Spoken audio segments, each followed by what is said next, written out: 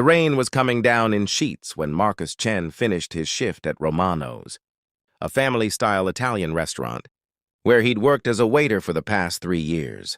At 34, Marcus had the kind of tiredness that went deeper than physical exhaustion.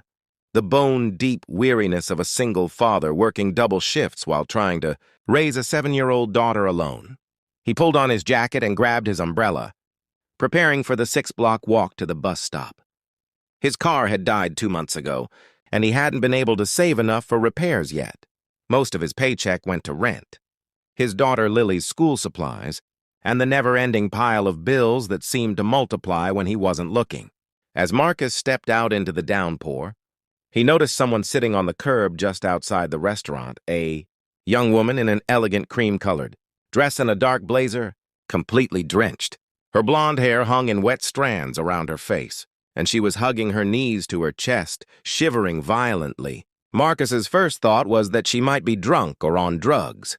This neighborhood wasn't particularly dangerous, but it had its share of problems. But as he got closer, he saw that she was crying, great heaving sobs that shook her shoulders. "Miss?" Marcus approached carefully. "Are you okay? Do you need help?" The young woman looked up at him with red, swollen eyes. She couldn't have been more than 22 or 23. "I'm fine," she said automatically, then laughed bitterly. "No, actually, I'm not fine at all."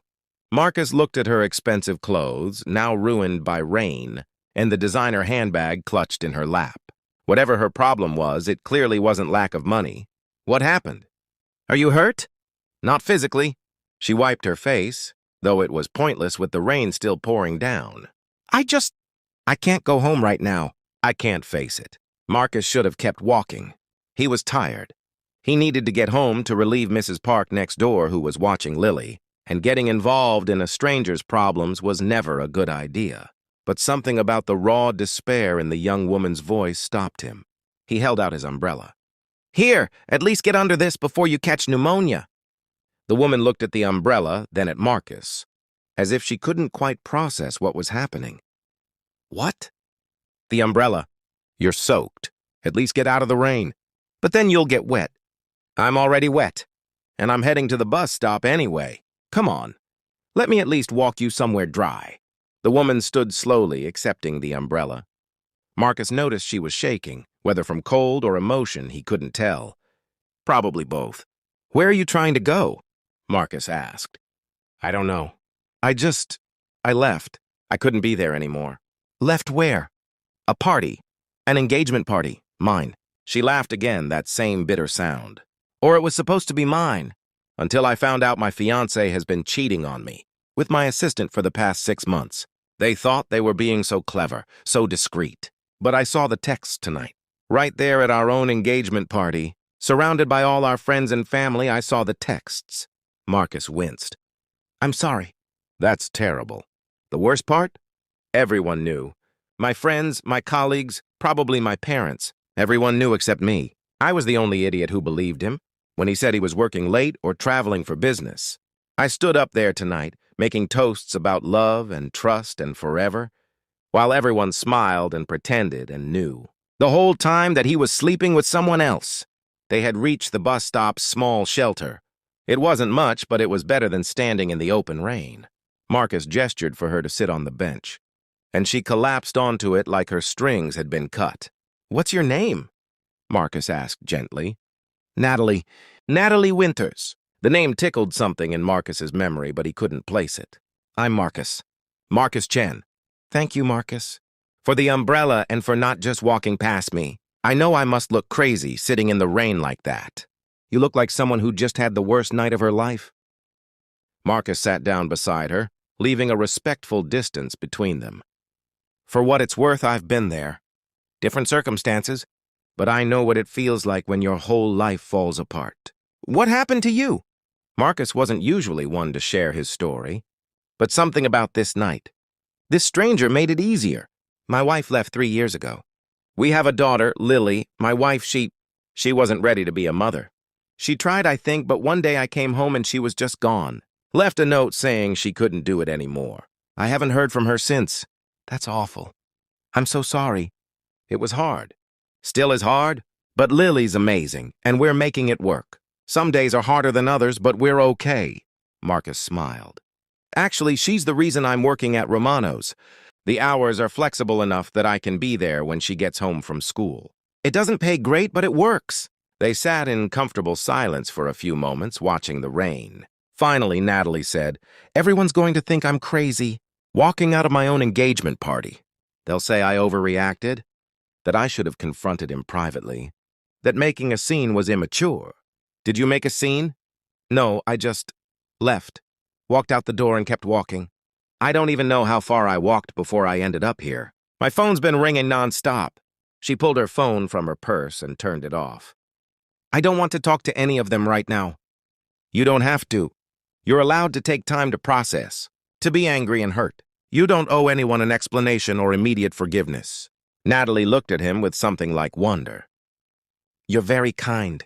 Most people wouldn't have stopped. Most people are so focused on their own problems they don't see anyone else's. I get it. I'm usually the same way. But tonight," he shrugged. "Tonight I stopped. Marcus's bus arrived then, and he stood. This is me. Are you going to be okay? Do you have somewhere to go?" Natalie nodded. "I'll call a friend. Someone I know I can trust." "Thank you, Marcus. Really, you saved me tonight." "I just gave you an umbrella." "You gave me more than that." Natalie stood and handed him back the umbrella. "You gave me kindness when I really needed it." "I won't forget that." As Marcus boarded the bus, he looked back to see Natalie on her phone, presumably calling that friend. He hoped she'd be all right. He thought about her on the ride home, during the walk from the bus stop to his apartment, and as he relieved Mrs. Park and got Lily ready for bed. There was something about the encounter that had touched him. The reminder that everyone, no matter how wealthy or put together they seemed, could be broken by betrayal and loss. "Daddy?" Lily asked as he tucked her in. "You're all wet. Did you forget your umbrella?" "No, I gave it to someone who needed it more." "That was nice of you. Was it someone from work?" "No, just someone who was having a bad day." "Sometimes we have to help people, even if we don't know them." "Like superheroes?" Marcus smiled and kissed her forehead. "Exactly like superheroes. Now get some sleep. School tomorrow." 3 days later, Marcus and Lily were having their Friday night tradition, pizza and a movie. Lily was allowed to stay up late on Fridays, and they'd make popcorn and watch whatever she wanted. Tonight she'd chosen a princess movie. But during the commercials, she'd started channel surfing. "Daddy, can we watch the news?" Lily asked. "Mrs. Park says it's important to know what's happening in the world." Marcus agreed, and Lily flipped to a local news station. The anchor was in the middle of a story about a local charity initiative, and joining us tonight is philanthropist Natalie Winters, who has just announced a major new initiative to help single parents in need. "Ms. Winters, thank you for being here." Marcus's head snapped up. There on the television was the young woman from the rainy night. She looked completely different. Her hair was styled, her makeup perfect. She wore a professional blazer and spoke with confidence, but it was definitely her. "Daddy!" Lily shrieked. "That's the lady! That's the lady you helped." "What?" "The lady from the rain. You said you gave your umbrella to a lady in the rain." "That's her! I recognize her!" Marcus watched, stunned, as Natalie spoke about her new foundation, which would provide financial assistance and resources to single parents struggling to make ends meet. "I was inspired by someone I met recently," Natalie was saying. "Someone who showed me extraordinary kindness during one of the darkest moments of my life. He didn't know who I was, didn't expect anything in return. He just helped because that's who he is. And I realized that I wanted to be more like that.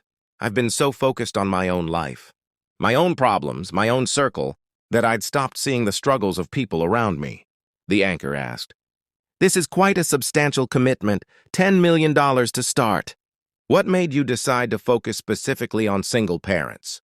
"Because I met a single father who works as a waiter, taking care of his daughter alone, and he still stopped to help a complete stranger. He gave me his umbrella in the rain and his time when I needed someone to listen. If someone struggling that hard can still find the compassion to help others, then what excuse do I have? I have resources. I have the ability to make a real difference. So that's what I'm going to do." The anchor smiled. "That's a beautiful story. Do you know who this man was?" "I do. And I'm hoping he's watching tonight because I'd like to thank him properly." Marcus Chen, if you're out there, please contact the foundation. I'd very much like to speak with you. Marcus sat frozen on the couch. Lily was bouncing with excitement. Daddy, she's talking about you. You're famous! I'm not famous, sweetheart. I helped someone. You have to call her. She wants to talk to you.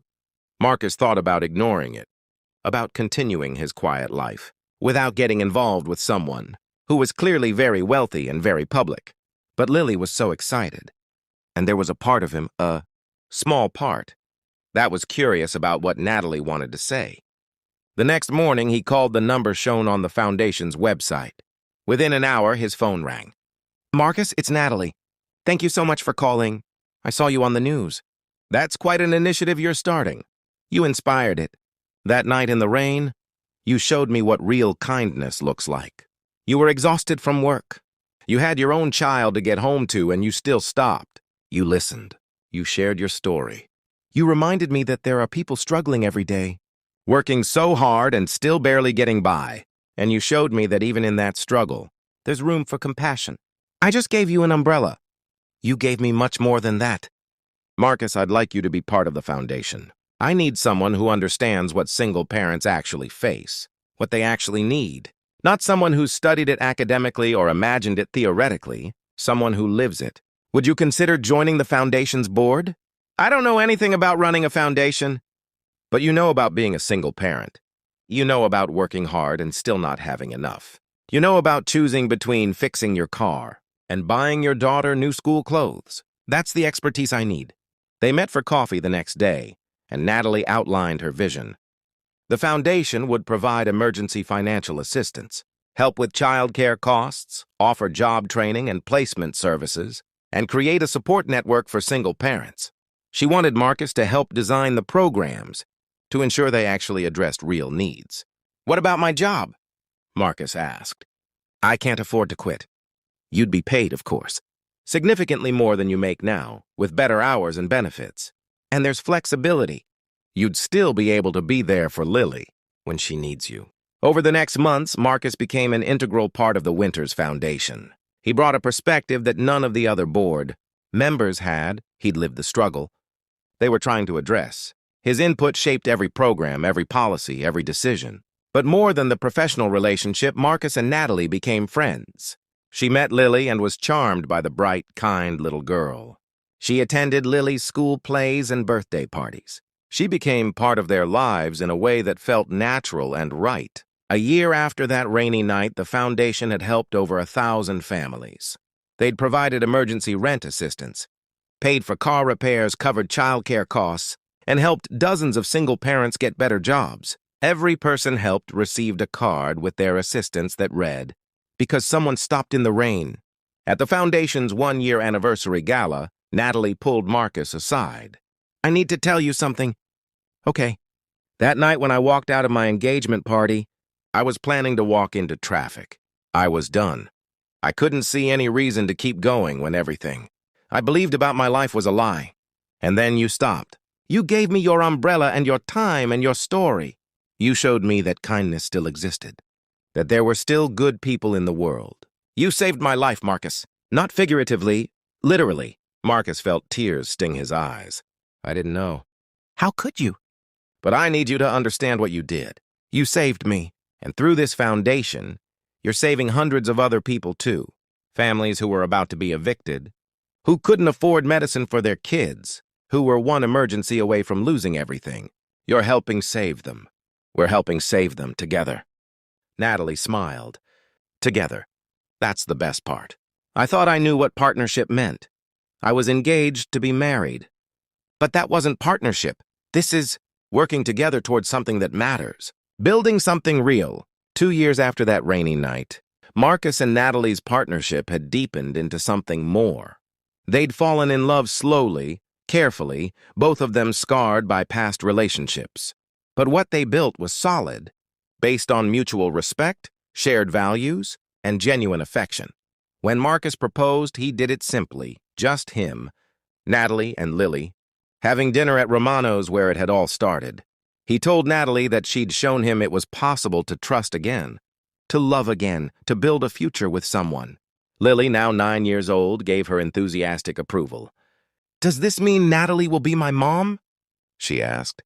"If that's okay with you," Natalie said, taking Lily's hand. "I know I can't replace your mom, but I'd be honored to be your stepmom if you'll have me." "Yes!" Lily threw her arms around Natalie. "I've been hoping you'd ask." At their wedding, Marcus gave a toast. 3 years ago, I gave a stranger my umbrella in the rain. I thought it was a small thing, just a simple act of kindness that cost me nothing. But that small act changed my life. It changed Lily's life, and it's changed the lives of thousands of families through the foundation we built together. He looked at Natalie with such love that several guests wiped their eyes. Natalie taught me that the smallest acts of compassion can have the biggest impacts. That stopping for a stranger can change the trajectory of your entire life. That kindness is never wasted, never meaningless, even when it seems small. Natalie stood and took the microphone. "Marcus gave me an umbrella when I was sitting in the rain, broken and lost. But he gave me so much more than that. He gave me hope when I had none.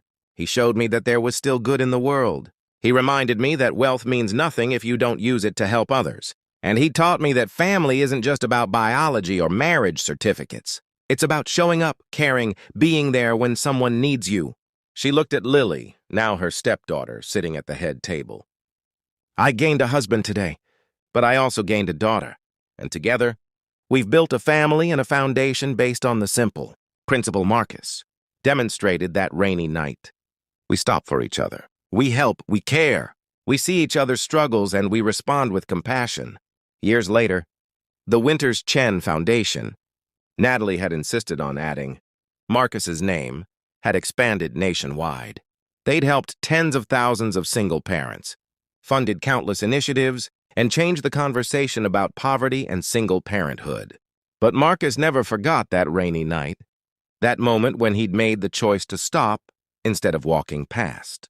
He'd tell young people who volunteered at the foundation, "You never know when a small act of kindness will change a life. You never know when stopping for a stranger will set in motion a chain of events that transforms everything. All you can do is choose, in that moment, to see someone's pain and respond with compassion. The rest unfolds from there." Lily, now in college and studying social work, wrote her application essay about that night, about how her father had given away his umbrella to a stranger, and how that simple act had changed their lives forever, about how kindness creates ripples we can't predict or control. "My father didn't stop in the rain because he expected anything in return," she wrote. "He stopped because someone needed help. That's who he is. And that simple choice, to stop, to see, to help, it changed everything. It saved a life. It built a family. It created a foundation that has helped thousands of people. All because one tired waiter on his way home decided that someone else's need mattered more than his own convenience. That's the lesson I carry with me every day. Stop for each other. See each other's pain. Respond with kindness, because you never know when your umbrella in the rain will be exactly what someone needs to keep going. You never know when your small act of compassion will save a life and change the world."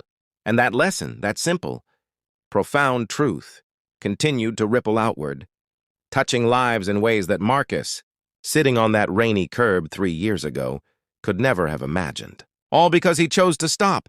All because he gave away his umbrella. All because he saw a stranger's pain and decided it mattered. Sometimes the most important moments in life look like nothing special. A rainy night, an umbrella, a conversation with a stranger. But those moments contain the seeds of transformation.